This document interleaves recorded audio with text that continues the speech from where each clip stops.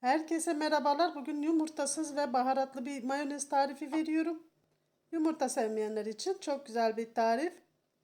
Ve hemen tarife geçiyorum. Bir çay bardağı sıvı yağ, yarım çay bardağı süt, bir çay kaşığı tuz, bir yemek kaşığı limon suyu kavanozuma koyduktan sonra hepsini blenderdan iyice geçiriyorum. Toplamda 1-2 dakika sürüyor. Bunun için bir kavanoz tercih ederseniz daha güzel olur.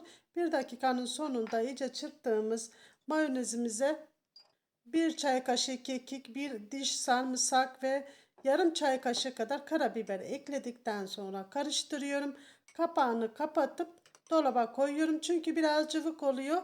Dolapta bekledikçe koyulaşıyor. Bir gün beklese çok daha koyulaşıyor. 3-4 saat beklese biraz hafif koyulaşıyor. Yani kıvamı elinizde, hangi saatte ve ne zaman tüketeceğiniz size kalmış. Deneyen ve yiyen herkeslere afiyetler olsun.